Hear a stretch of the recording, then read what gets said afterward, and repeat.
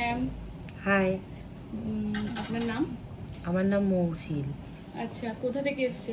আমি কোনা high road থেকে এসেছি। কোনা হাই রোড থেকে? হ্যাঁ, তো ফার্স্ট টাইম আজ রিয়াজ মেকওভারে ভিজিট করলেন, কেমন লাগলো বলুন? খুব ভালো।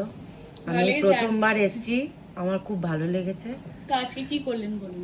আজ একটা কম্বো অফার ছিল, মানে হেয়ার স্পায়ের সাথে didn't R Clean up? Clean up. হ্যাঁ, যেটা আমি বললেন। সেটা করলাম আর একটা ফেসিয়াল করলাম।